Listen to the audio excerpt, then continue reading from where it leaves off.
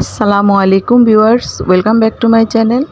আজকে ভাগ্নির বাসায় দুপুরের কি আয়োজন চলছে খাবার চলুন দেখা যাক। এখানে আমি পেঁয়াজ কেটে নিচ্ছি। তো আজকে রান্নাবান্নার দায়িত্বটা আমার উপর পড়েছে, আর আমার এখানে হেল্পিং হ্যান্ড রয়েছে দুজন। এখানে ভাগ্নি গরুর মাংস ভিজিয়ে ফেলেছে আর পাশে রেখেছে মুরগির মাংস। এখানে মুরগির মাংস কেটে নিয়েছি বড় বড় পিস করে। তো এগুলো রোস্টের মতো রান্না করব, আর গরুর মাংস রান্না করব আমি আলু দিয়ে। আর এখানে কি কি ভিজে রাখছে আরও দেখাচ্ছি। এখানে রয়েছে চিংড়ি মাছ, আর এখানে রয়েছে বেলে মাছ, এগুলো ভুনা করব। আর এখন ম্যারিনেট করে নিচ্ছি আমি মুরগির মাংস। সামান্য পরিমাণ হলুদ আর 1 চামচ মরিচ আর 1 চামচ লবণ দিয়ে আমি এখন ম্যারিনেট করে রাখবো। তো এখানে ভাজতে দিয়ে দিল আমার বোন। আর এখানে বেশি করে পেঁয়াজ বেরেস্তা করে নিলাম। পোলাও, মুরগি, গরুর মাংস, এগুলো সব কিছুতে পেঁয়াজ বেরেস্তার প্রয়োজন হয়। তো এখানে সবাই মিলে একসাথে কাজ করাটার আনন্দটাই অন্যরকম লাগছে, একটু পিকনিক পিকনিক ফিল আসছে। তো এখানে মাংস ভাজা হচ্ছে। মাংস ভাজা হতে হতে আমি এখানে পেঁয়াজ ব্লেন্ডার করে নিলাম। আর এখন হচ্ছে বাদাম, কিশমিশ, কাজু বাদাম, চীনা বাদাম একসাথে ব্লেন্ডার করে নিব। আপনারা ভাবতে পারেন মেয়ের বাড়িতে এসে আমরা নিজেরাই কাজ করে খাচ্ছি। তো আমি এর আগের ভিডিওতে বলেছিলাম কেন। তো এখন আমি আবারও বলছি, যারা নতুন তারা শুনে রাখুন। আমাদের মেয়ের বিয়ে হয়েছে 1 বছর হয়েছে। সে এখন নতুন বাচ্চা মানুষ, সে এতজনে অ্যারেঞ্জমেন্ট করার তার পক্ষে হয়তো বা সম্ভব হবে না। তাই আমরা সাথে সাথে কাজ করছি। আর ওর ছোট একটা বেবি হয়েছে, ছেলে। তো ওর বাবুটা আমাদের নাতি হয়। তো আমাদের নাতির জন্য অবশ্যই আপনারা সবাই দোয়া করবেন। আর কথা বলতে বলতে এখানে আমি গরুর মাংস যা মশলা লাগে সবগুলো দিয়ে দিলাম। আর এখন আমি এগুলো দিয়ে এটা হাতে মেখে নিব।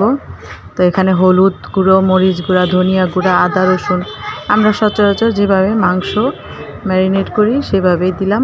তো এভাবে আমরা সবাই মিলেমিশে কাজ করছি। আমাদের এক ধরনের আনন্দ কাজ করছে, খুব ভালো লাগছে। তো আমার ভাগ্নি জামাই হচ্ছে একজন সেলিব্রিটি। তো সে তার প্রোগ্রামের জন্য ঢাকার বাইরে সৌদিতে গিয়েছে। তো এসে পড়বে, তো আসার পরে আমাদের বাসায় যাওয়া হবে। আর এখানে আমি কড়াই বসে দিলাম, আর এর মধ্যে তেল আর পেঁয়াজ দিয়ে দিলাম। পেঁয়াজটা একটু লাল হয়ে আসলে আমি গরম মশলা দিয়ে দিব গোটা আস্ত। তো একটু ভাজা ভাজা হয়ে আসুক, একটু গ্রান বের হলে আমি শুকনো উপকরণগুলি দিয়ে দিব। এখানে হচ্ছে লবণ, হলুদ পাখি, মরিচ পাখি, ধনে পাখি একসাথে দিয়ে দিব। তার আগে আমি আদা রসুন বাটা দিয়ে নিলাম। তো এগুলো একটু ভালোভাবে কষা কষা হয়ে আসলে, কাঁচা স্মেলটা চলে গেলে তারপর দিয়ে দিলাম মুরগির মাংস। এখন মুরগির মাংসটাকে ভালো করে একটু কষাবো। তো ভালো করে কষানোর পর আমি অ্যাড করব এটাতে সামান্য পরিমাণ পানি। আর এখানে আমি বাদাম বাটা আর দুধ একসাথে অ্যাড করে দিলাম, সেগুলো দিয়ে ঢেলে দিলাম। এখন ভালো করে নাড়াচাড়া দিয়ে একটু সামান্য পরিমাণ ঘি দিয়ে ঢেকে রাখবো। তো এখানে আমার মুরগির মাংস রোস্ট হয়ে আসছে। আর এর পাশে রয়েছে গরুর মাংস, এটাও আমার প্রায় হয়ে আসছে।